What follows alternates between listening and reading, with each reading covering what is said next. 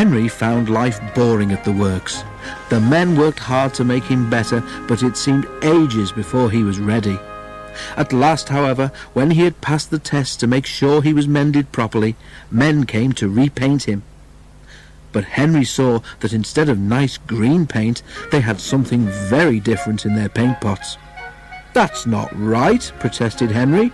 "The Fat Controller wants me to be green with red stripes, not red all over like tomato sauce." The painters laughed. "You'd look very handsome, Henry," they said, "but don't worry, this paint is a special sort of undercoat. You shall have proper green with red stripes before we've finished." "Undercoat," muttered Henry in disgust. "Whatever would the other engines say if they saw me looking like this?" The men laughed and carried on painting.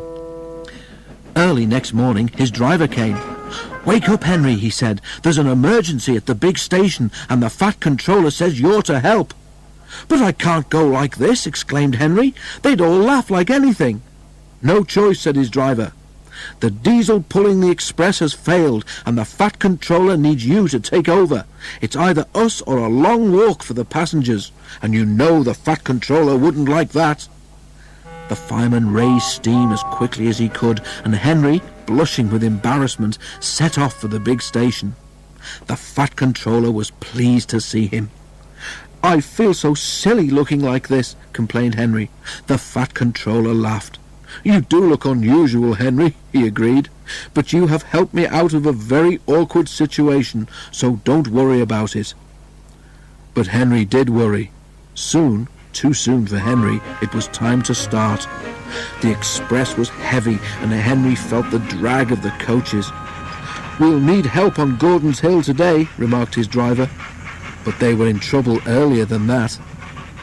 As they approached Edward Station, the brakes went wrong on the last coach of the train and they had to stop and uncouple it. To make matters worse, Donald, who should have been there to help, had been called away. Henry had to push the coach into a siding himself, and, without Donald, there was no one to help him on the hill. "Never mind," comforted his driver. "You can do it. You're an enterprising engine, remember?" Henry snorted. He didn't feel very enterprising just then. The men at the works had mended Henry well. His driver gave him as good a start as he could. It was hard going, but now Henry felt fired with determination.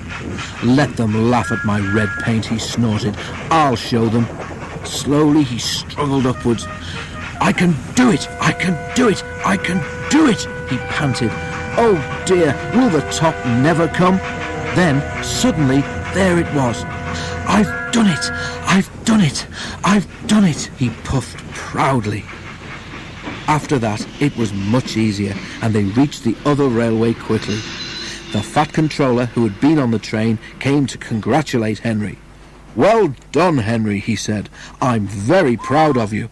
Perhaps all my engines should be painted red, but you have certainly earned your proper green with red stripes." Which, of course, is just what Henry got. And when he at last returned to the shed, there was a warm welcome for Henry the Green Engine.